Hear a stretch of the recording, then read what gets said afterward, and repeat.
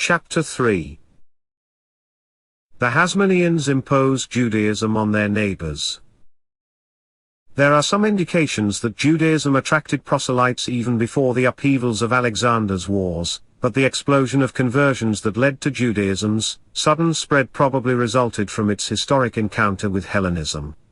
Just as Hellenism itself had begun to shed the vestiges of the narrow identities associated with the old city-states, so too did Ezra's isolationist religion begin to lower its exclusionary barriers. In antiquity, the rise of a new cultural space embracing the Eastern Mediterranean, and the fall of old tribal cultic boundaries, constituted a true revolution. The effects were weaker in the rural populations, but the local aristocracies, the established towns and the new polis felt the new winds bearing new communications, beliefs, governing technologies, and institutions. The Greek spirit manifested itself in architecture, burial customs, and linguistic change, blending with local practices to form combinations that marked a new cultural age. The fusions that took place in such centers as Alexandria and Antioch radiated outward, and eventually reached Judea. At this time, Judaism was already undergoing cautious expansion, and absorbed many new features from Hellenism. Rich and varied cultural elements, conceptual and material, from the rhetorical and philosophical ideas of Athens to the wine-jar forms of Rhodes, took root in Jerusalem. That city took on some quality of a cosmopolitan polis, but it was chiefly the Judean coastal cities that became Hellenized. The priestly and landed aristocracies became Hellenized and adopted prestigious Greek names. The temple that Herod was to build would be in a typical Greek architectural style. After its fall, even the Passover meal, the Seder, would take on the character of a symposium, i.e., a Greek feast. The Zionist tradition of professional historiography, especially its popular, pedagogical sector, presented Judaism as opposed to Hellenism, and described the Hellenization of the urban elites as treason against the national character of the Jewish people. At the same time, the religious festival of Hanukkah, originally a pagan event, was recast as a purely national holiday. The expulsion and elimination of Jerusalem's Hellenized priests were depicted as marking the rise of a national kingdom that proudly restored the ancient kingdom of David. But more substantial historical facts cheekily contradict these nationalized stories and present a completely different picture of the period. The Maccabees and their followers did in fact rebel against unclean religious practices and were antagonistic toward idolatrous tendencies. Moreover, it is possible to assume, cautiously, that Mattathias's devout priestly family that left Jerusalem was still a Hebrew one, as the sons' names indicate. But the Hasmonean rule that followed the successful religious uprising was no more national than was that of Josiah, 400 years earlier. A political structure in which the peasantry speaks a different language from that of city people, and in which these two populations do not use the same language in their dealings with government bureaucrats, cannot be described as a national entity. In the 2nd century BC the rural population still spoke either Hebrew or Aramaic, most merchants communicated in Greek, and the governing and intellectual elites in Jerusalem spoke and wrote mainly in Aramaic. The quotidian, secular culture involving the subjects and their sovereign lacked consistency, and no sovereign was so nationalistic as to seek to create a consistent culture.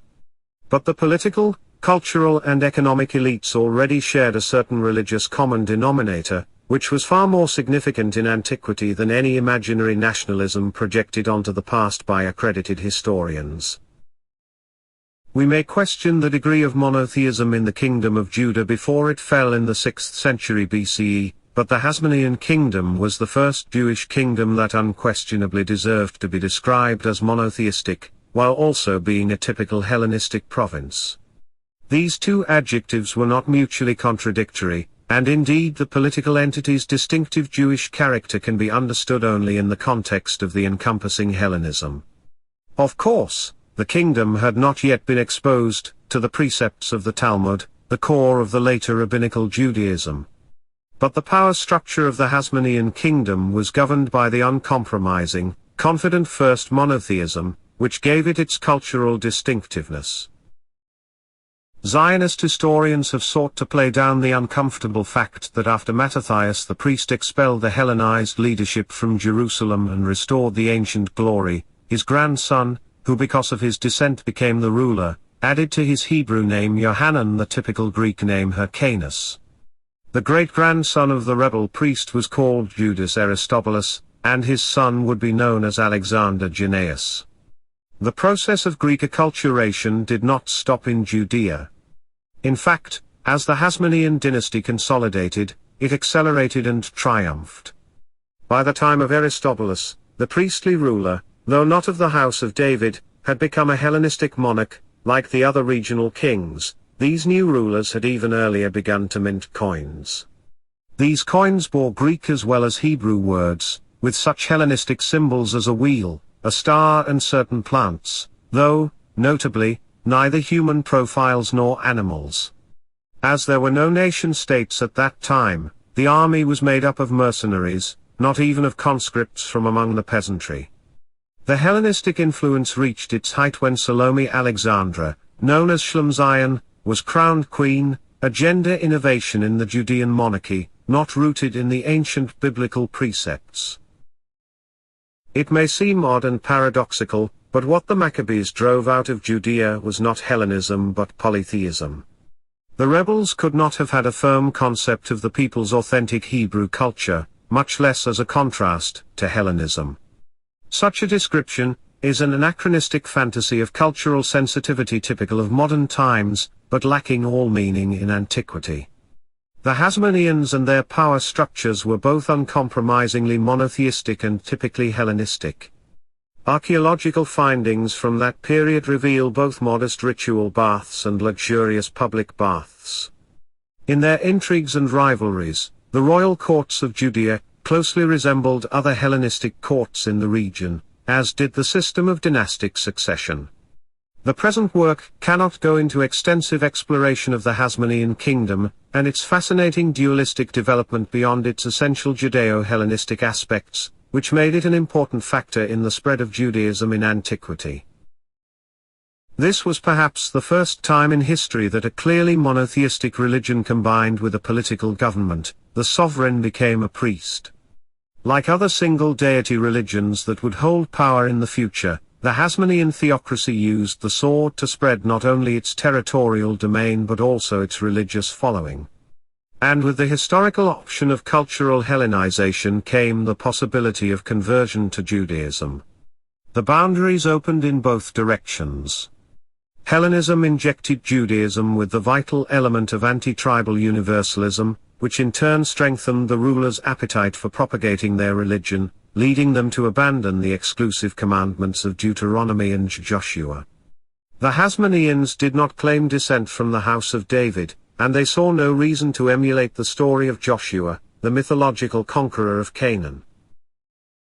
In 125 BCE Yohanan Hyrcanus conquered Edom, the country that spread south of Beth-Tsur and Ein-Gedi as far as Beersheba, and Judaized its inhabitants by force. Josephus described it in Antiquities of the Jews. Hyrcanus took also Dora and Marissa, cities of Idumea, and subdued all the Idumeans, and permitted them to stay in that country, if they would circumcise their genitals, and make use of the laws of the Jews, and they were so desirous of living in the country of their forefathers, that they submitted to the use of circumcision, and of the rest of the Jewish ways of living, at which time therefore this befell them, that they were hereafter no other than Jews. Thus did the ruling Hasmonean high priest annex an entire people not only to his kingdom but also to his Jewish religion. Henceforth, the Edomite people would be seen as an integral part of the Jewish people. At that time, joining the religion of another group was regarded as joining its people, its cult community. But it was only the progress of monotheism that made attachment to the faith as important as the traditional association with origin. This was the beginning of the slide from what we might call Judeanity, a cultural linguistic geographic entity, toward Judaism, a term denoting a broader kind of religion civilization. This process would evolve till it reached its height in the 2nd century CE. Who were the Edomites? There are several sources. The important Greek geographer Strabo, who lived at the time of Augustus, erroneously stated, "The Idumeans are Nabateans." When driven from their country by sedition, they passed over to the Jews, and adopted their customs. Ptolemaeus, an obscure historian from Ascalon, was probably more accurate when he stated, "The Idumeans, on the other hand, were not originally Jews, but Phoenicians and Syrians, having been subjugated by the Jews and having been forced to undergo circumcision, so as to be counted among the Jewish nation, and to keep the same customs, they were called Jews." Their number is not known, but it could not have been insignificant, since their territory was about half the size of the kingdom of Judea. Needless to say, the Edomite peasants and shepherds probably did not all become good monotheists overnight. Nor, presumably, did all the Judean farmers. But it is almost certain that the higher and middle strata adopted the Mosaic religion and became an organic part of Judea. The converted Jews of Edomite origin intermarried with the Judeans and gave Hebrew names to their children, some of whom would play important roles in the history of the Judean kingdom. Not only Herod came from among them, some of the disciples of the strict Rabbi Shammai and the most extreme zealots in the Great Revolt were also of Edomite descent. Jewish historiography has always been ill at ease about the forced conversion and assimilation practiced by the Hasmoneans. Greats condemned the acts of Hyrcanus, asserting that they were catastrophic for the Jewish people. Dubnoff, in his gentle way, sought to soften the history and depicted the Edomites as tending to cultural assimilation with the Jews, and Barron remained laconic in his treatment of the problematic issue. Zionist and Israeli historiography was divided. Klausner, the proud nationalist, saw the conquest of Edom and the conversion of its inhabitants as righting an old injustice, since the Negev had been part of the kingdom of Judah during the First Temple period. One of the later historians of the Hasmonean kingdom, I.A. Kasher, went out of his way to show that the mass conversion of the Edomites was voluntary, not imposed by force. He argued that the Edomites had been circumcised before the conversion, and that everyone knows Jewish tradition has always opposed forced conversion. Urban Edomites had long been under Hellenistic influence and were probably uncircumcised. Moreover, though the rabbinical tradition did in fact renounce any attempt to force people to change religion, it only did so much later, after the Zealot uprising in the 1st century CE, when forced conversions to Judaism were no longer feasible. Under the Hasmonean rulers of the late 1st century BCE, it was a regular feature of Jewish policy, and Hyrcanus was not the only one who implemented it. In 104 to 103 BCE his son Judas Aristobulus annexed the Galilee to Judea and forced its Etruscan inhabitants, who populated the northern region, to convert to Judaism.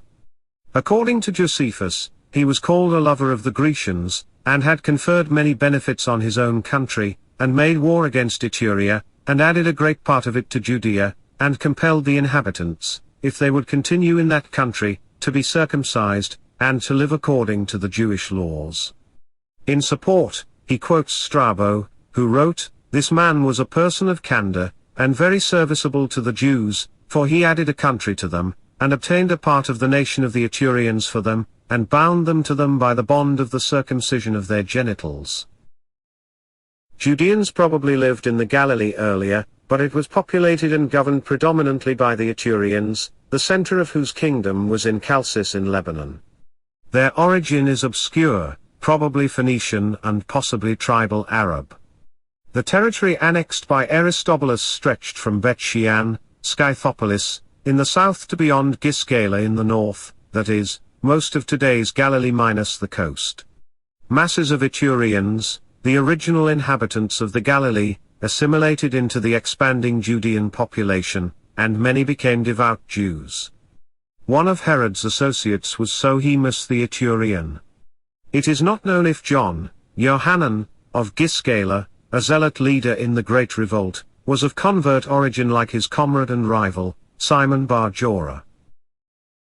Aristobulus's brother and successor, Alexander Jannaeus, also sought to convert the people he conquered, But he conducted wars mainly against the Hellenistic trading coastal cities along the borders of Judea, and was less successful in converting their inhabitants. The Hellenists, who were proud of their culture, might have been willing to convert to Judaism of their own free will, as indeed some of them did in the countries around the Mediterranean. But it appears that they were not willing to accept the forced Hasmonean conversion, which would have meant losing the political and economic privileges granted to them by the polis, the city-states. According to Josephus, Alexander destroyed the city of Pella in Transjordan because its inhabitants would not bear to change their religious rites for those peculiar to the Jews. We know that he totally destroyed other Hellenistic cities, Samaria, Gaza, Gedera and many more. Judas Aristobulus's father, Hyrcanus, had to deal with a complicated problem of conversion.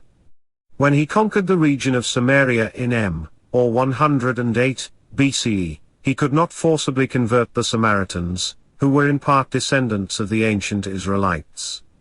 They were already monotheists, they avoided pagan customs, observed the Sabbath and practiced circumcision.